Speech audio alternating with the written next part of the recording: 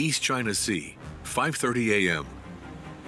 On this particular Easter Sunday, 1,300 American and British warships, including 12 aircraft carriers and 7 battleships, are sailing towards the island of Okinawa.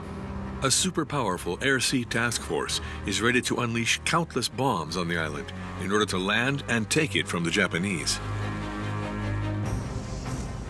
The code name for this mission is Operation Iceberg. It is the largest assault of the entire Pacific campaign.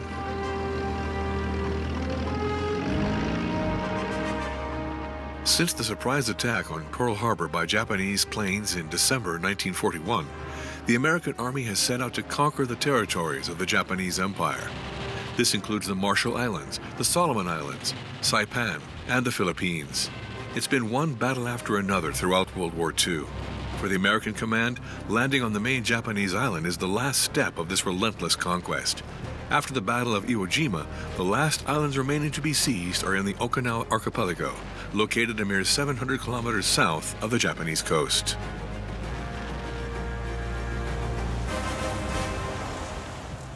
In order to win against Japan holistically, they needed to attack the mainland, whether that was by air, continual bombing would get the job done, or whether they actually had to put boots on ground. In order to do that, they have to get as close as they can. Okinawa is important for 2 reasons. First, its strategic location allows it to be an ideal base for the invasion of Japan. You've got a lot of good space for airfields. It's the right distance to bomb southern portions of Japan. You've also got a lot of space to have infantry units train and station. Second reason is that it allows the Americans to cut off Japan from its colonies. Taiwan, the China coast, Singapore, Java, all those pieces of real estate are still in Japanese hands in 1945. Japan's an island, and most of its economy is based on shipping, so it's easy to hit that with either ships or with planes. The 10th American Army is tasked with invading Okinawa. A force of 180,000 men under the command of 3-star General Simon Bolivar Buckner. Facing them, Japan has had time to prepare its defense. 80,000 soldiers of the 32nd Japanese Army, led by General Ushijima Mitsuru, are stationed on the island.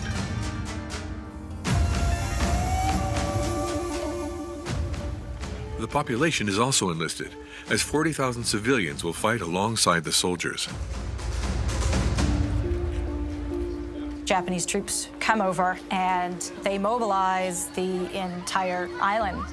And I mean, every man, woman, and child is supposed to build fortifications and airstrips, and all their farming is supposed to feed the troops. And they're supposed to be prepared to fight and enlist to fight. The Japanese General Staff already knew that their army would be decimated in Okinawa. The main mission of the troops was to buy some time.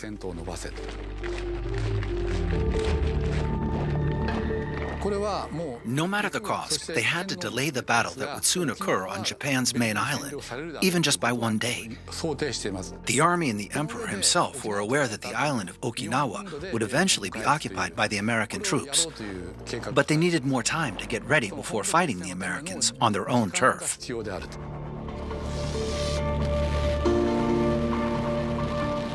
The Japanese wanted to inflict a lot of casualties on the Americans. That was basically their main strategic objective in fighting the battle. The American General Staff decide to land on the western part of the island, on a coast stretching 8 kilometers south of Cape Zanpa, near the village of Hagushi. There, the reef is shallow and several beaches run along the coastline. During low tide, their width reaches 45 meters, which is ideal for troop landing.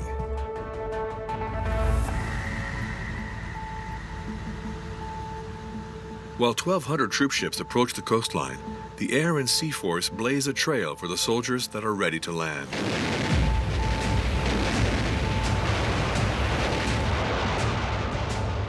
"40,000 shells, 30,000 rockets, and airdropped napalm.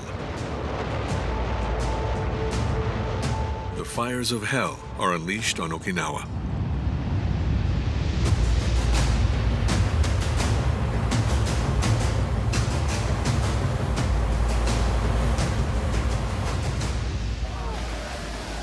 At 8:30 a.m., the first American soldiers set foot on the beach.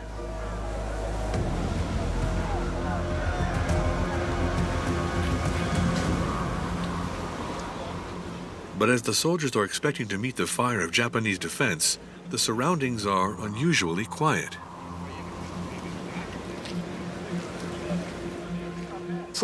When the Americans landed, there were hardly any Japanese soldiers. They faced no resistance. When the soldiers arrived on April 1st, it almost felt like they were going on a picnic.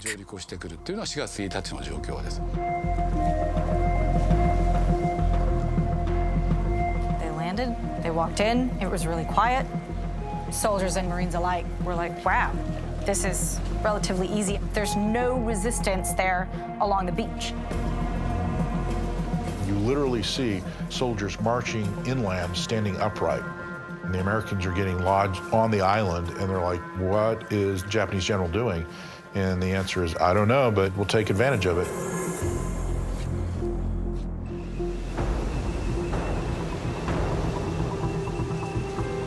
However, the lack of resistance to the American landing is in fact a deliberate tactic on the part of the Japanese command. The Japanese air forces were heavily damaged and destroyed. At this point, they really didn't have the fuel to make some of those operations. The thing that they decide to do is they're going to defend inland. They're going to defend away from the beaches so the Americans can't use their big guns from their battleships against them. So what happens is the landing force lands on the beach, and everyone is expecting, horrific casualties. And they're literally like, where are the Japanese? The first day of Operation Iceberg is a complete and unexpected success for the American force. In just a few hours, an area of 14.5 by 5 kilometers is already secured, while the airfields of Kadena and Yomitan are seized by the infantry. The death toll on the American side amounts to 28. In comparison, the landing in Normandy had caused 10,000 casualties on the first day alone. Nonetheless, the Japanese forces are ready to fight. A section is stationed up north, notably on the Motubu Peninsula, while the majority are lying in wait in the southern part of the island along the Shuri Line. It's a mountainous area made of hills where the soldiers have dug tunnels to hide as they await the enemy. For the Americans, the Battle of Okinawa is far from over.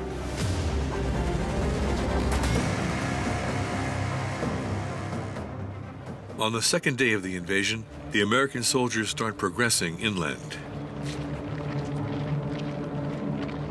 4 Army divisions head south, while the invasion of the North is entrusted to 2 Marine divisions, facing a very weak resistance. Before long, the entire west coast, all the way to Cape Zanpa, is occupied, and the troops march towards their next objective, the Motubu Peninsula. But as the soldiers gain ground, in the open sea, the naval force must face a relentless and unpredictable threat.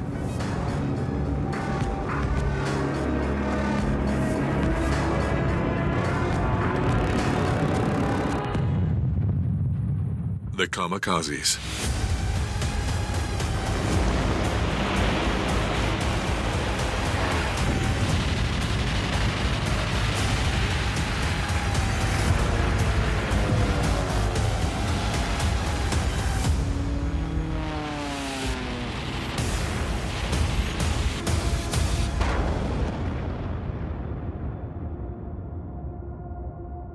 The Kamikazes were basically young, relatively inexperienced pilots. They didn't have a lot of aviation fuel left in Japan, and they didn't have a good way of replacing pilots that they lost. And when you go into combat, you're always going to take casualties. Japan didn't have any more high-performance planes or qualified pilots at its disposal to conduct traditional bombing operations. So the General Staff decided to round up teenagers and ask them to simply crash on the ships. Back then, it was considered an act of bravery. One had to be willing to sacrifice his life for the emperor. That meant you were a good Japanese citizen. It was utter madness, pure fanaticism.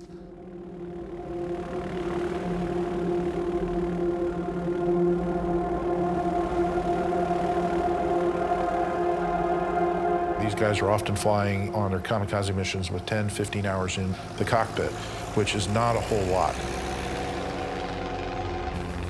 The idea is that the kamikazes will basically find and hit a U.S. ship, carriers and battleships. U.S. aircraft carriers are not particularly well armored. There's the USS Franklin, which is almost taken out, and there's the USS Enterprise. The Franklin basically is toast. It is ruined as a ship. They took out about 30 destroyers during the battle. 5,000 dead, another 5,000 wounded. That's the costliest battle in U.S. Navy history.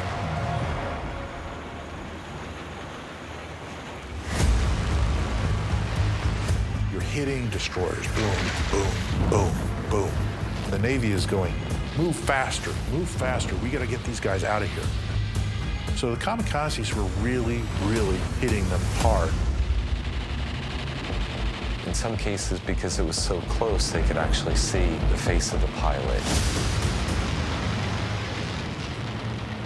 Those images really stayed with people who experienced those attacks firsthand for a very long time afterwards.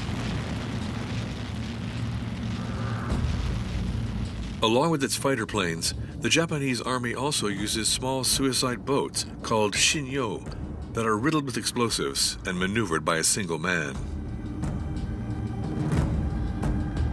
You tend to think of kamikaze as only being pilot, but kamikaze is a way in which they fight that is the pilots, that is the boats. A lot of it was being aimed at ammunition transports, so you can kind of cut off on some of that advantage that the U.S. had in terms of supplies, ammunition. The objective is not suicide. The objective is victory. The Japanese army stops at nothing to damage the American war arsenal. Hoping to weaken it furthermore, Emperor Hirohito decides to go all in and hit the Allied fleet stationed off the coast of Okinawa with full force by ordering Operation Tengo.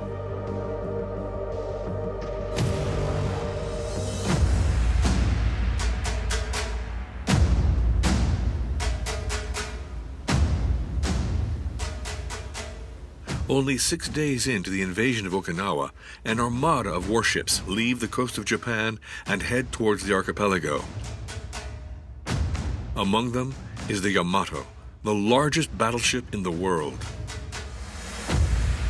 The Yamato was a magnificent ship, and it was something that was also the pride of Japan, too. It's 863 feet, 69,000 tons, and it had 9 18-inch guns, which is a little bigger than what even the U.S. has. This is about all they have left. So they send the Yamato down to Okinawa, and the idea was ram it onto the beaches of Okinawa, point its guns out towards sea, and shell the crud out of the American invasion fleet.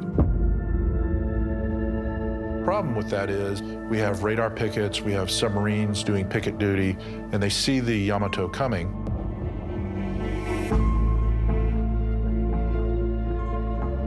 When the Yamato and its escort passed the Osumi Peninsula while heading south towards Okinawa, Admiral Spruance, the commander-in-chief of the American Army in the Pacific, gives the order to launch an immediate counterattack. Admiral Raymond Spruance says, I want to kill that battleship, but I do not want to get in a battleship fight where they might actually win, or they might take a couple of my guys with them. So he basically sends airplanes off his carriers.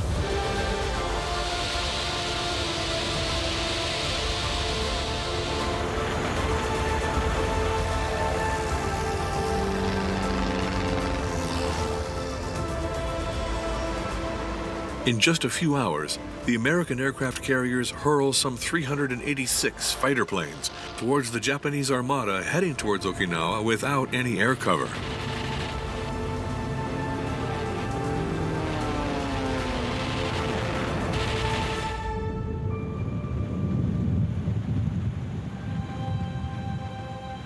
Despite the firepower of the largest battleship of the world, the Yamato cannot withstand the violence of the attack.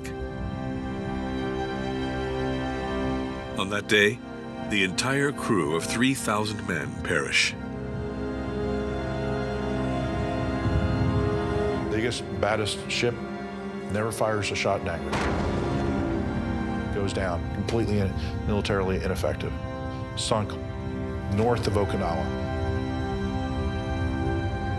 Its sinking was a huge emotional loss to much of Japan, too. So much was symbolized in that ship, a whole national effort to build that size vessel. Operation Tengo is a complete failure for the Japanese Army. They've sacrificed the jewel of their naval force without causing any damage to the enemy.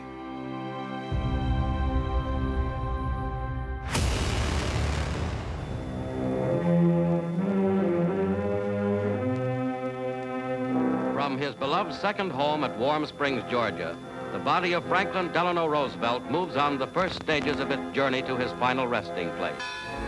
Scores of sufferers from infantile paralysis sorrowfully bid farewell to their great friend and benefactor. With the destruction of the Yamato, the American Army wins a key victory against Japan. But meanwhile, the United States are struck by the sudden death of President Franklin Roosevelt. The entire world is grieving. The troops on Okinawa also pay tribute to the late president. But the Japanese General Staff used this event in an attempt to destabilize the troops. They sent to the field a propaganda pamphlet written in English. To all American officers and men, we must express our deep regret over the death of President Roosevelt. The American tragedy is now raised here at Okinawa with his death. You must have seen 70% of your CVs and 73% of your Bs sink or be damaged, causing 150,000 casualties. Not only the late president, but anyone else would die in the excess of worry to hear such an annihilative damage. The dreadful loss that led to your late leader's death will make you orphans on this island. The Japanese Special Attack Corps will sink your vessels down to the last destroyer. You will witness it realized in the near future. The numbers are totally whimsical, but the text clearly shows that the Japanese troops are willing to fight till the end, and they make sure their enemy is aware of it.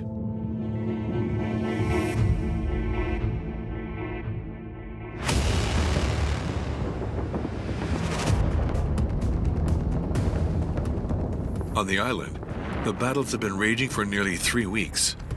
The invasion force faces a fierce resistance from the outposts of the Shuri Line, preventing further advance in the south. In the north, the progressing troops reach Cape Hido. The last pocket of resistance is now surrounded on the Motobu Peninsula, near Mount Ietake, the Japanese headquarters of the North Sector.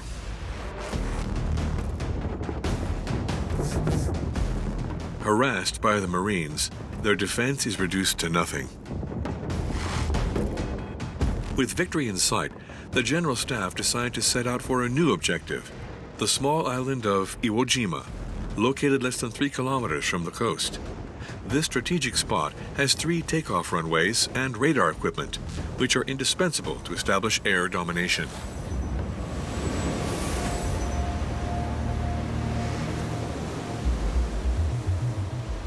However, the geography of the island makes its invasion extremely risky. Japanese soldiers have taken refuge inside of tunnels dug deep into the mountain of Ie Jima. The GIs must climb under enemy fire coming from above, one of the most dreaded situations for military men. The Americans called the south side of the hill the Bloody Mountain.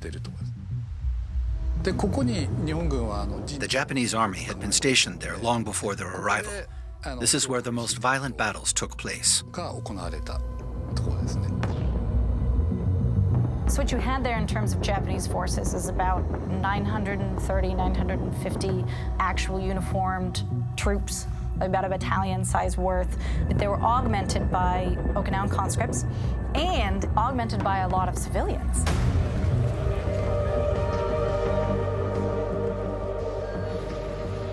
Several months before the battle began, the Japanese army had undertaken a brainwashing operation of the civil population on all the islands of the Okinawa archipelago.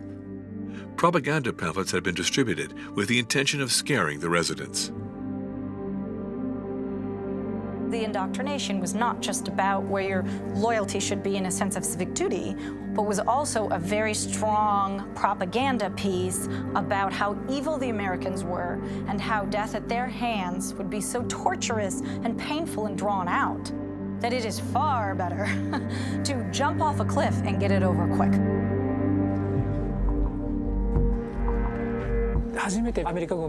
We can easily imagine the fear of the civilians who saw American soldiers for the first time.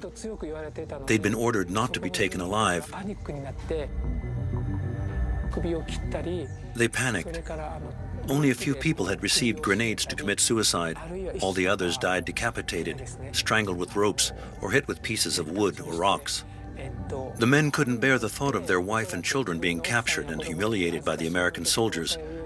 They'd rather kill them with their own hands.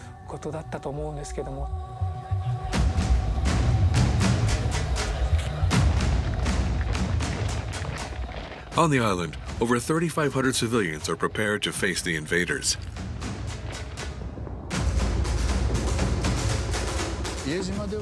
On the islands of the archipelago, including the Jima, many civilians were mobilized and turned into soldiers, including women. They were given grenades to attack the Americans. In Japanese, we call that kirikomi. It means suicide attack.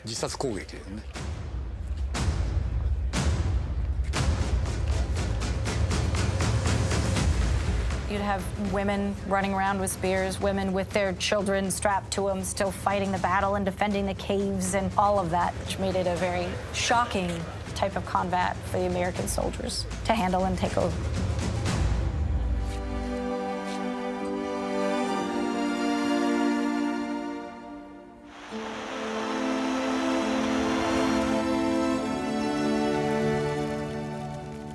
To a Japanese person, nothing is worse than shame. Retaining one's dignity is as important as one's life. The people were told that being captured was a humiliation and that had to be prevented at all costs. That's what the civilians believed because that's what they were taught.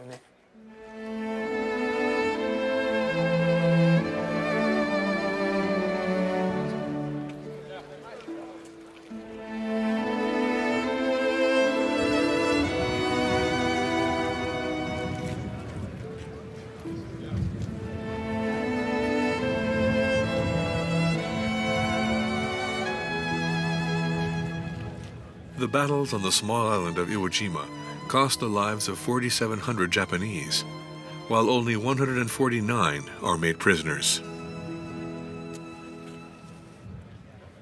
On the field, as the battle enters its fourth week, the American soldiers now realize that the hell of Okinawa has just begun.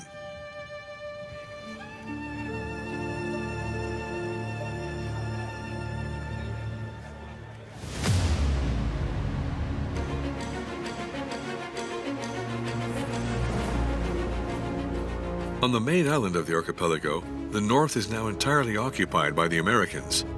But in the south, the battles continue. This mountainous sector favors the Japanese, who have had time to organize their defense.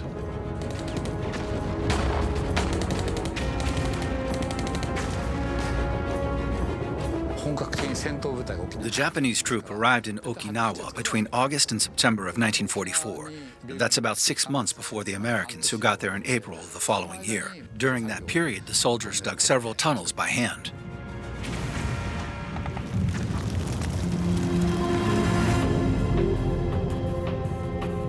Every crest of every hill is the theater of fierce battles.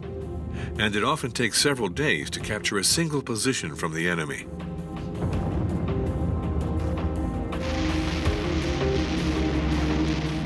They use tanks, mortar rounds, and flamethrowers. And yet, despite the devastating power of the American army, it seems almost impossible to drive the Japanese soldiers out of their hiding places.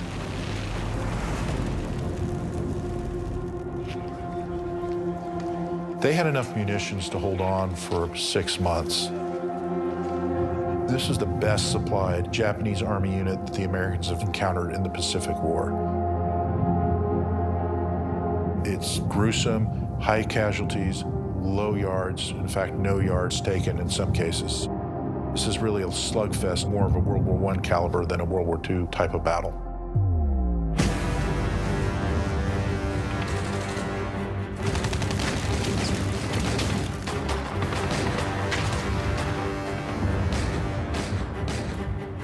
On April 24th, after 2 weeks of attempts, the Americans finally succeed in seizing Kakazu Ridge, a crest only 100 meters long.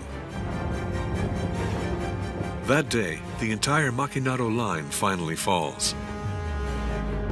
It's the first of 3 Japanese defense lines.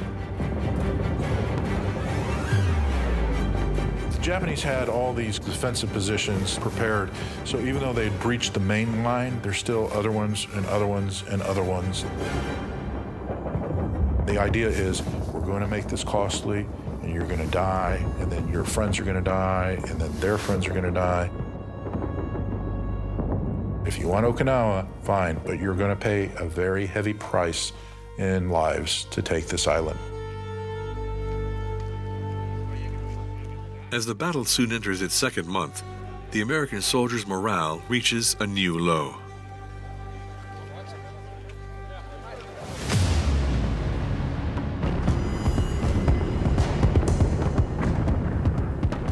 In the beginning of May, combat in the hills is raging. The Americans are faced with a fierce resistance that immobilizes both camps' positions on the field. However, on the Japanese side, a disagreement arises between General Ie Jima's 2 advisors. General Hiroshima Yahara, in favor of an ultra-defensive strategy, recommends that the troops remain in hiding in the island's caves as long as possible, whereas General Isamu Sho encourages them to reassess their strategy. General Cho, the chief of staff of the 32nd Army, was more old school in the sense that he believed in, attack, and he didn't like Colonel Yahara's defensive tactics, so he convinces Ie Jima to launch an offensive attack against the 10th Army.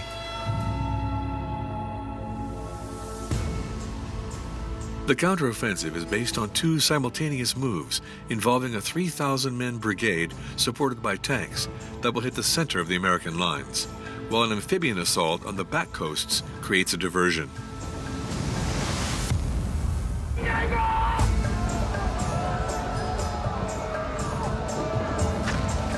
The Japanese come out of their trenches, and they start charging, a little bit of a bonsai charge.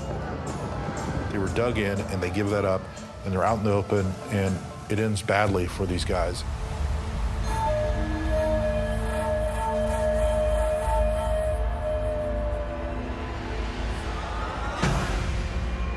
The counterattack is a complete disaster.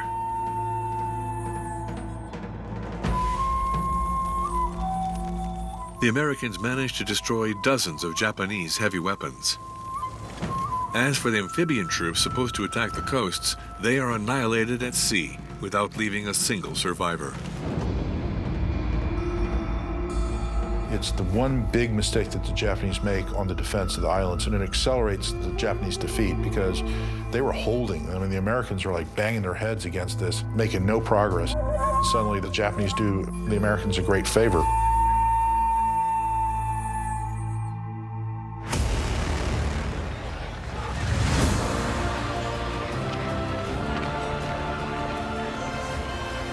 On May 8, 1945, victory is declared in Europe.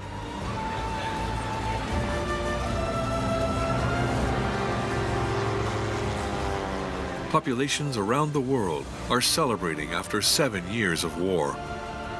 Meanwhile, thousands of kilometers away, battles keep on raging in the Pacific. Japan hasn't surrendered. The American soldiers engaged in this fight must try and survive the nightmare of Okinawa. The end of the war in Europe on May 8th doesn't really matter that much on Okinawa. The guys who are in the front lines are still in the front lines. They're still trying to accomplish a military mission, still trying not to get killed by the other guy.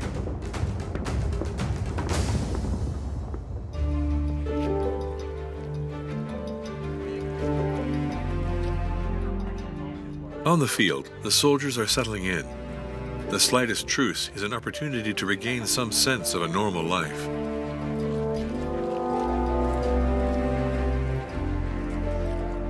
However, quiet moments are short-lived for the soldiers.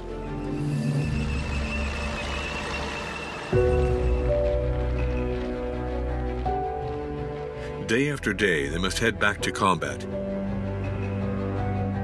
Each meter gained in the south gets them closer to victory and their dream of ever coming home.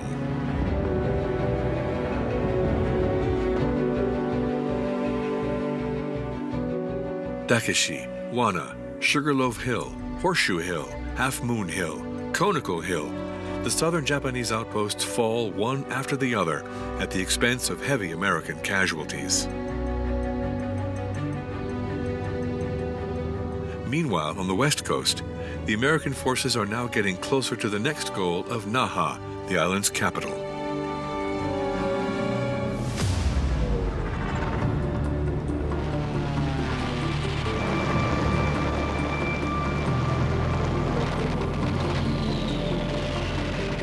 In the last few days, the bombing of Naha by the American Air Force has intensified. On the field and around the city, the violence of the battle is horrifying.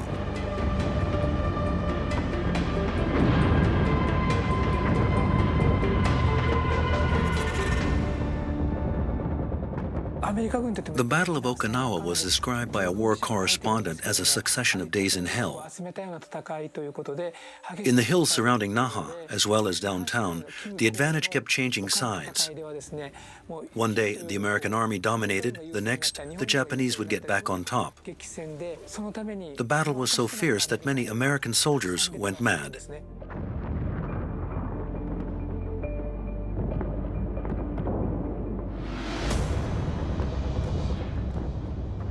It takes 6 days for the Americans to capture the city. On May 17th, the GIs enter the devastated capital after weeks of bombing.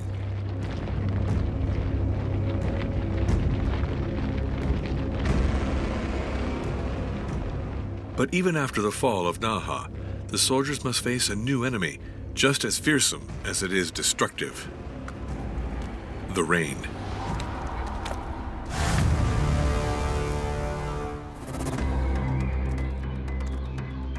After the capital, the American General Staff must tackle the Shuri Castle, the Japanese headquarters of the South Sector. The troops' progression on the western and eastern fronts allows the Americans to surround the location. But Shuri Castle is an extremely protected fortress, sitting on top of a mountain riddled with tunnels. And the extreme weather conditions considerably slow down the soldiers' progression. When you have steep areas that are very muddy, it becomes difficult for vehicles to move, tanks to move, personnel to move.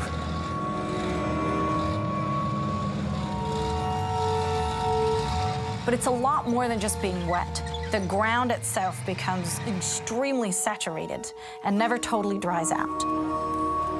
So you end up with feet of mud that go down and down and down and down. Supply becomes extremely difficult to get through.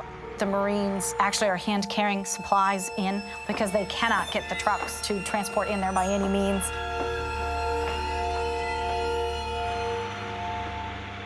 Of course, it affects the air. You're not going to be flying in terrible, rainy, awful electric weather. If you happen to be holed into a cave, of which the Japanese are, that again affords them an advantage.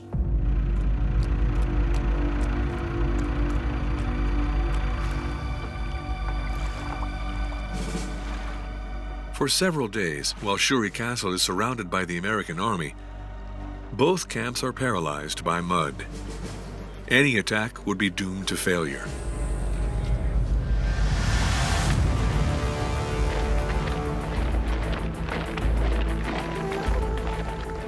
Confronted with this desperate situation, General Ushijima orders his troops to fall back in the south.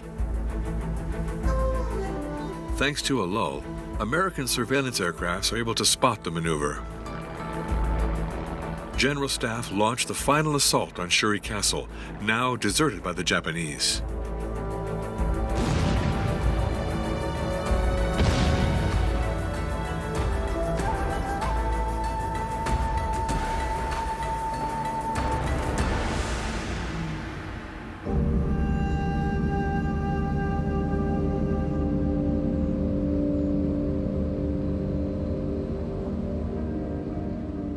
On May 29th, the site is captured, and the American flag finally flies over one of the most protected places of Okinawa.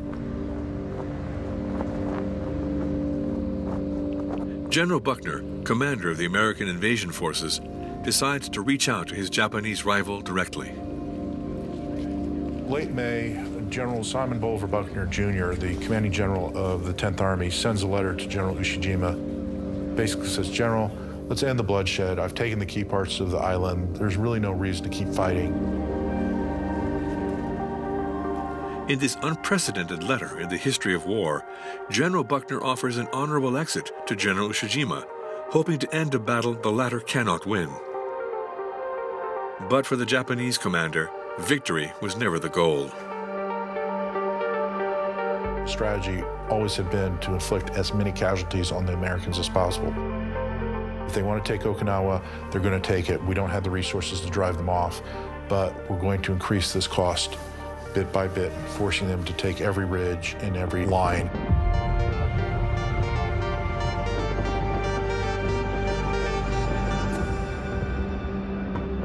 He ignores the letter. There's no response. Following General Ushijima's refusal to surrender, the Americans start chasing the Japanese troops across the vast plains in the south of the island. Almost all of central and southern Okinawa were destroyed. Buildings, farmlands, trees, almost everything was wiped out. It was a massive, destructive battlefield. In June, when the troops started to retreat to the south, the entire Japanese organization started to collapse. At that point, the soldiers were only trying to survive. The people of Okinawa who had been recruited by the army also tried to run away. It's understandable because they weren't even soldiers in the first place. They had no military training. At that point, they realized they didn't want to die in this never-ending battle.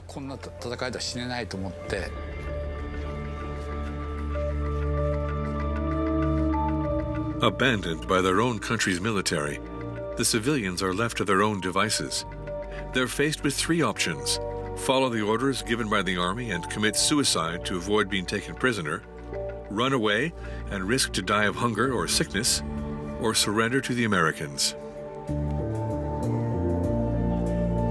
The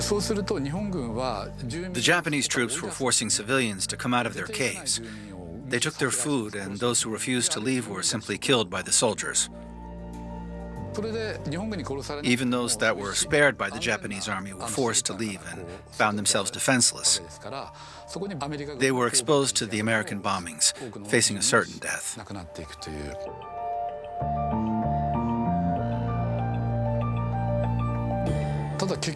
There was mud everywhere, which made it very difficult to walk. Most of the testimonies gathered from the residents say they had no other choice than to leave the wounded and the elderly behind, as they couldn't keep up.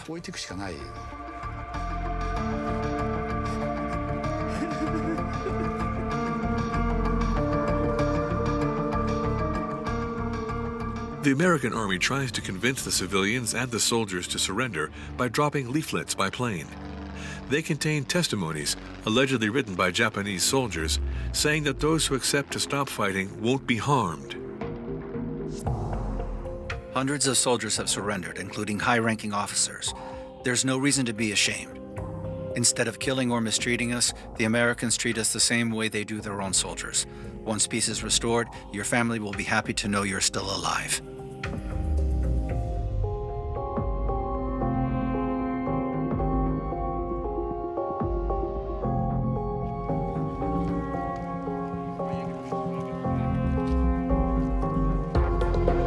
Unfortunately, those instructional leaflets weren't always believed or trusted. Even if somebody may have been influenced by it and wanted to do it, for whatever reason, they hesitated from doing it. And that's because of propaganda against them earlier, that the Americans are all rapists and they'll murder you.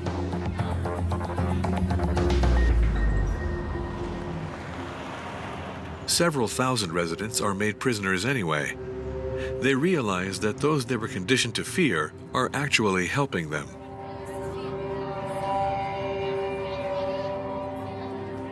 Family members survive, and then they're angry when they discover that the Americans are actually decent, giving them food, medical supplies. Since the capture of Shuri Castle, the Japanese forces have been retreating. A major section is stationed on the Oroku Peninsula, while the rest occupies a defense line at the base hills of Yaiju, Yuza, and Mizado. The Japanese positions are getting weaker with each passing day. The progression of the American army is inexorable. The Oroku Peninsula is finally captured on June 13th, Mount Yeju on the 14th, and Mount Yuza on the 16th. The very last of the Japanese forces are hiding in the natural caves in the far south of Okinawa, notably on the Kenichi Ridge and the hill of Mabuni.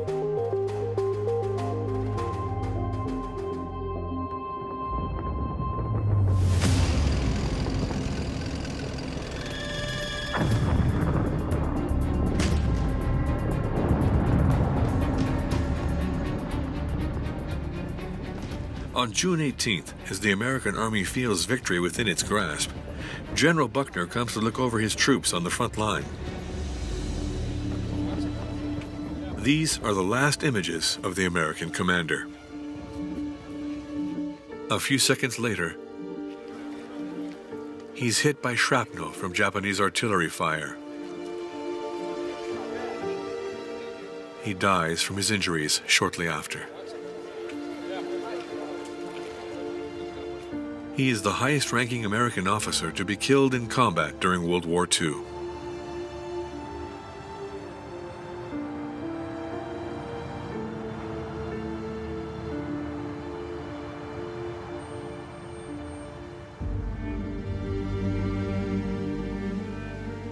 Three days later, American soldiers discover the body of General Ie Jima in a cave of the Mabuni Hill. The Japanese general had resorted to a ritual suicide known in Japan as seppuku.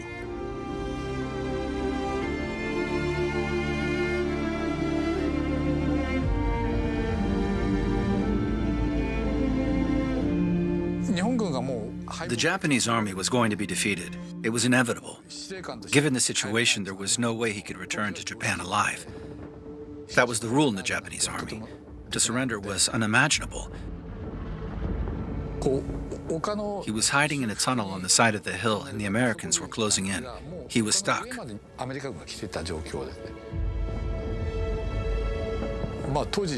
In those days, army commanders committed suicide to avoid dishonor. If they died by their own hand, they could somehow save face. That's why he opted for the seppuku.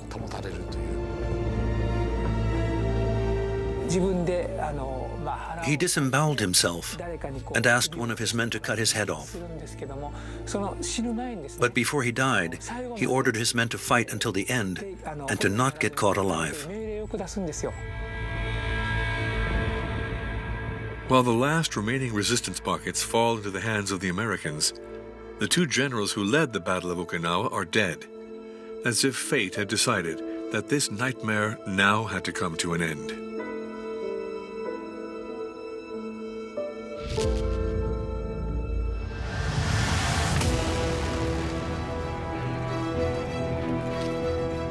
On June 22, 1945, after 82 days of combat of gruesome violence, the Battle of Okinawa is officially over. There was obviously an immense amount of pride and relief that it had been seized. Maybe slightly off schedule, but it had been seized. And that the U.S. was in a prime position to be able to strike out against mainland Japan. 10th Army staff is starting to look at maps of Honshu and figuring out how can we land, where can we land, getting ready for the next big operation. And at that point in time, the invasion of Japan is scheduled to basically be November of 1945. So you only have about 2 months to get ready.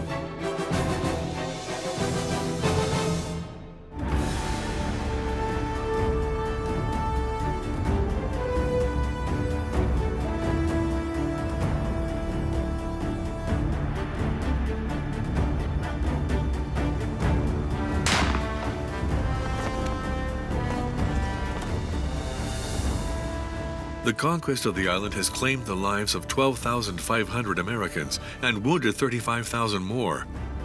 Confronted with the death toll of this magnitude and the pressure of a country refusing to withstand more casualties, the General Staff start reconsidering their invasion plans of Japan. There is a sad irony about the Battle of Okinawa. It implanted the correct idea that a landing on mainland Japan is going to be so destructive, and it's going to take possibly 1 million forces to land and seize, that it's just going to be so horrific that maybe the use of the atomic bomb was necessary.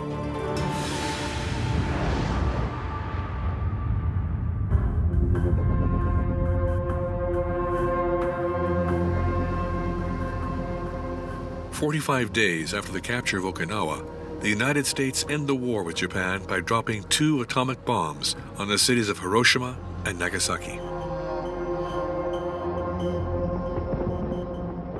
The Battle of Okinawa is therefore the last one of World War II. It has destroyed 90% of the island's buildings and cultural heritage, while costing the lives of 150,000 residents. After the end of the war, the Americans remain on the island in order to establish their main Pacific bases and implement a system allowing the people to regain a normal life.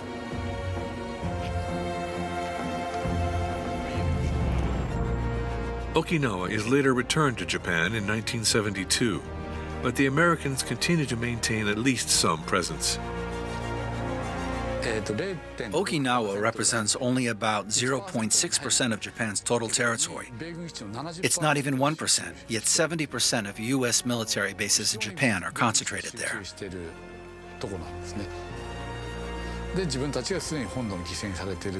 The residents still feel like victims, and their memories of war remain quite vivid. In a way, the battles that devastated Okinawa are not over for them.